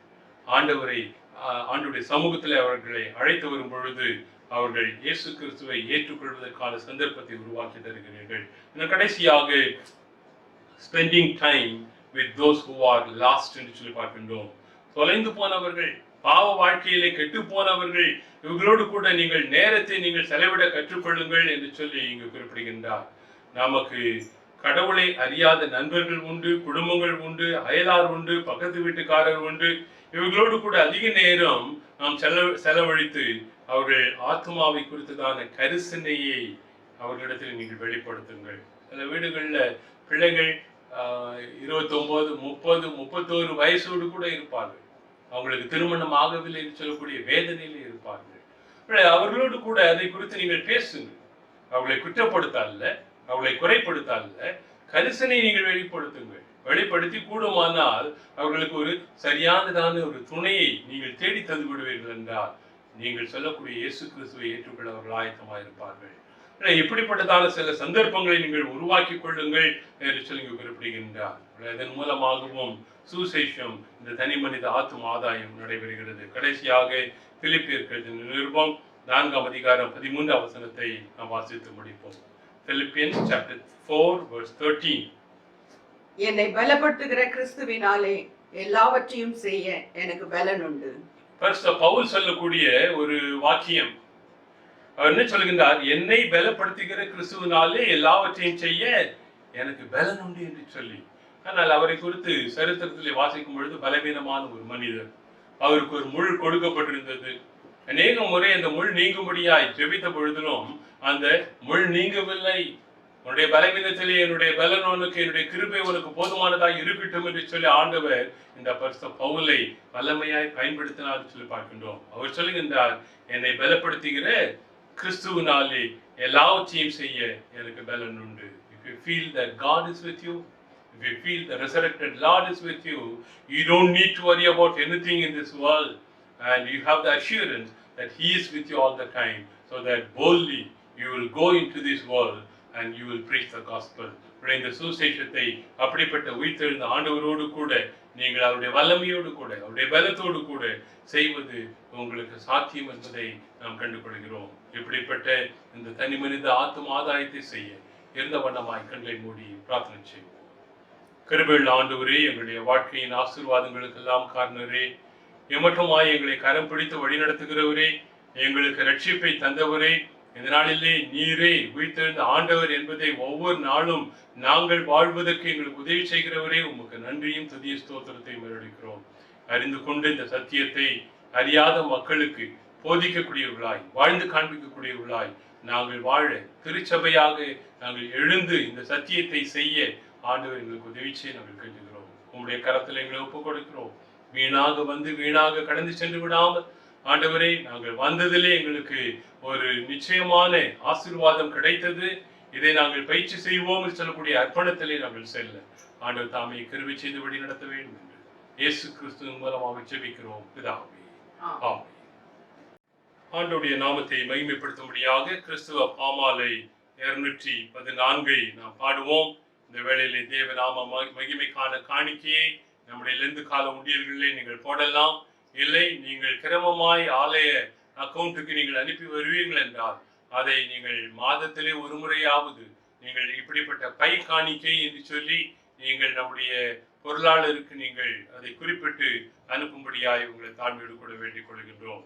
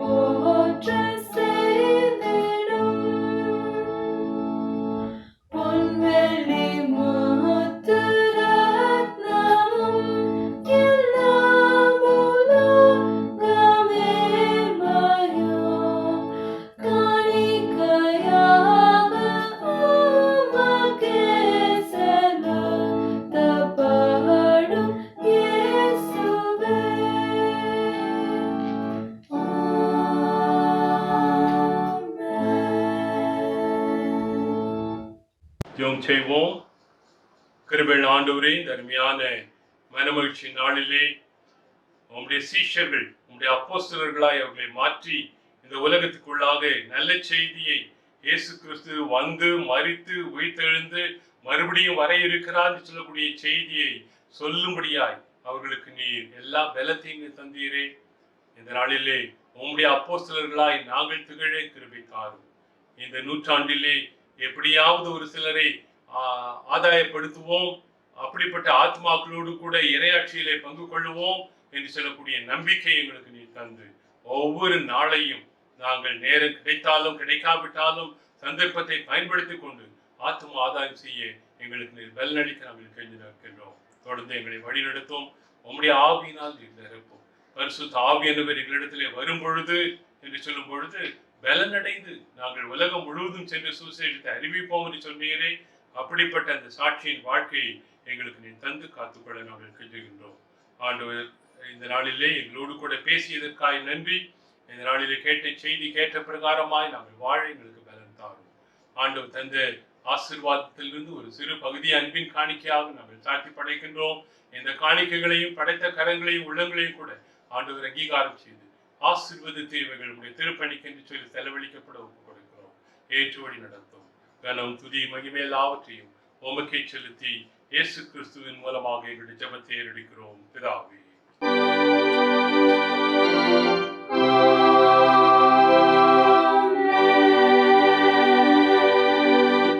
கர்த்தர் உங்களை ஆசீர்வதித்து உங்களை காக்க கடவர். கர்த்தர் தம்முடைய முகத்தை உங்கள் மேல் பிரகாசிக்க பண்ணி உங்கள் மேல் கிருபையாய் இருக்க கடவர். கர்த்தர் தம்முடைய முகத்தை உங்கள் மேல் பிரசன்னமாக்கி உங்களுக்கு சமாதானத்தை கட்டளையிட கடவர்.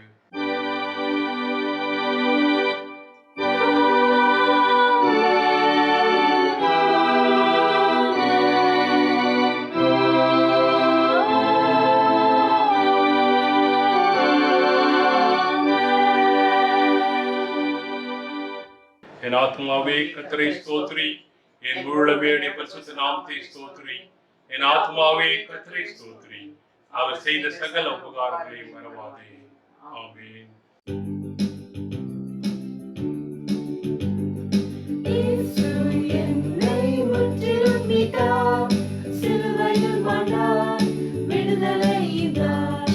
இயேசு என்னை முற்றிலும் மீட்டார், அல்லேலூயா. நான் ஆடி பாடி மகிழ்வேன், என் கர்த்தரை நான் போற்றுவேன். பாவ மன்னிப்பை அடைந்து மோட்ச பாதை செல்கிறேன், நான் ஆடி பாடி மகிழ்வேன்.